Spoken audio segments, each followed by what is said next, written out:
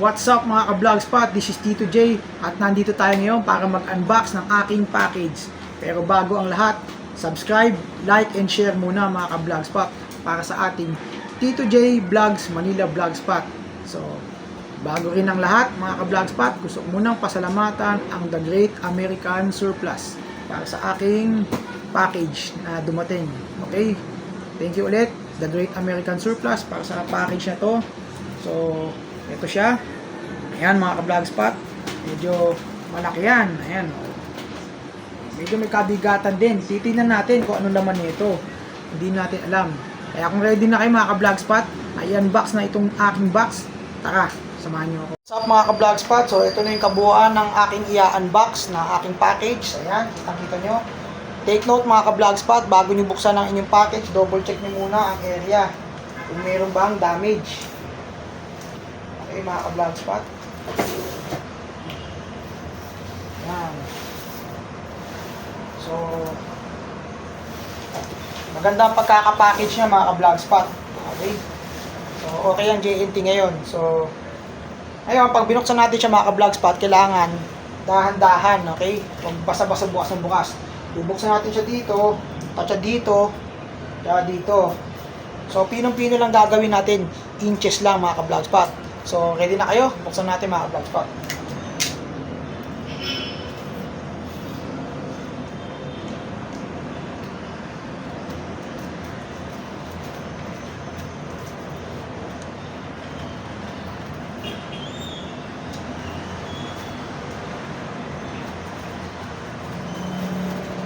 Mga ka-vlogspot, alright. Ayan na, okay. Ayan. Tingnan natin kung ano ba talaga laman nito. Oh, medyo empty. Pero panalo. Amoy pa lang, amoy America na. Alright. Oh, di ba? Balot na balot. So maganda pagkaka-sealed, no? Pack-sealed talaga. Ayan, no? Oh.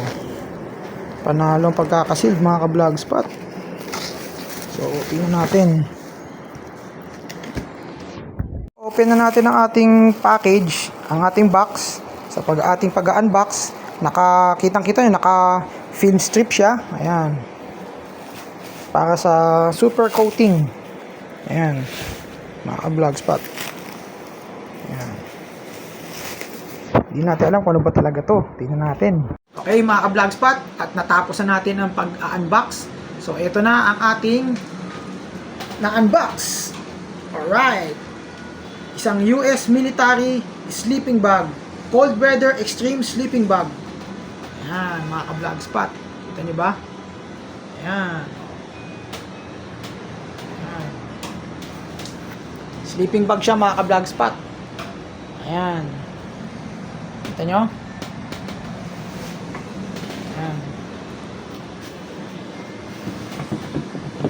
Gamit ito ng US military mga ka-vlogspot.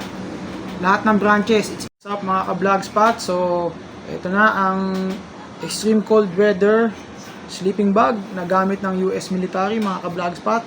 Makapal ang kanyang tela. So, pwede talaga siya sa mga panglamig. Pag nagyayelo ang paligid. Okay? So, pang extreme cold weather na talaga siya mga ka-vlogspot. So, ang tela niya parang ano siya, parang cotton, hard cotton ang tela niya. Parang sa maong mga ka-vlogspot. So, ilalatag natin siya. So, mga ka-vlogspot, meron siyang tali. Sa nakikita nyo sa aking extreme cold weather sleeping bag, meron siyang tali. So, iaantayin natin siya. Ayan, tanggalin natin yung tali. Ayan. Para makita natin kung paano mag-operate pag matutulog ang isang sundalo rito. Okay, tingnan natin mga ka-vlogspot. Alright. Mga ka-vlogspot, ganyan siya kahaba. Ang haba ng US military sleeping bag. So, palalapakin pa natin siya. Nakatupi pa siya mga ka-vlogspot eh. So, yan mga ka-vlogspot. Yan. So, andito yung ulo ng tao. Meron siyang zipper. Ayan, no? May zipper siya mga ka-vlogspot. May mga botones. Ayan. It has buttons mga ka-vlogspot, oh. Buttons and a zipper. Ayan. May botones na may mga zipper pa mga ka-vlogspot. Ayan. Ayan. Sleeping bag siya mga ka-vlogspot. Gamit ng US military. So i-unzip natin mga ka-vlogspot. Ayan o. Ayan mga ka-vlogspot. Ayan o. Ayan. Ayan siya mga ka-vlogspot. So tingnan natin kung ano nasa loob. Ayan. Ayan, pwedeng matulog dito mga ka-vlogspot. Ayan. Tapos ito naman ang kanyang tiketa. Ayan. Kung paano siya lilinisin. Ayan o. Polyester filled pala. Ang ano niya. Do not dry clean. Caution, drying temperature must be below 130 degrees Fahrenheit. Pag pinatutuyo siya, ayan o. Instruction siya kung paano mo siya gagamitin. Ayan.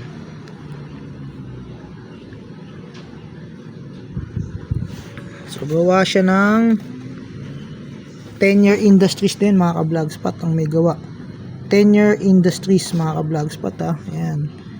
Gawa siya sa taong 1982. 1982 siya nagawa.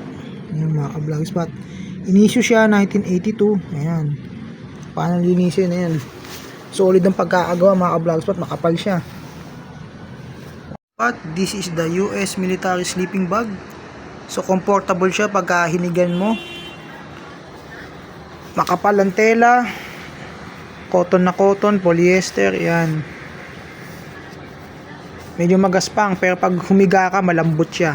Iba talaga ang gawang US mga ka-vlogspot. Gamit ng mga sundalo, gamit 'to ng mga US military mga ka-vlogspot. Pag sila ay nasa gera, ginagamit nila yan pag matutulog sila. Kasi sa gera wala silang matutulugan eh. So itong gamit nila.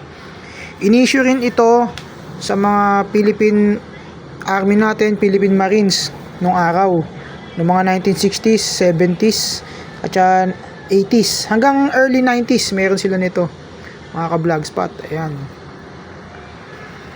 Pero ngayon hindi na gumagamit ang ating Philippine military ng ganito. Ayan mga ka-vlogspot.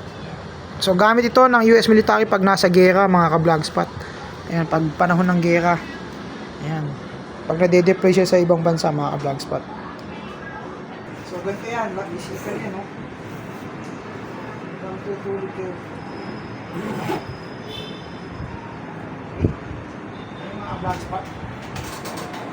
Ayan, parang hindi ka ginawin, parang kumot na rin yan. Ayan. Meron din itong hood. May hood to. Hood yan, hood. Pagtutulog kayo lang. Stop. Hindi siya body pag sa patay ha. Tulugan siya. Okay mga ka-vlogspot. Ayan. Ayan. Ayan pag matutulog ka mga ka-vlogspot. Okay. Ayan. So meron siya ritong pampasikip.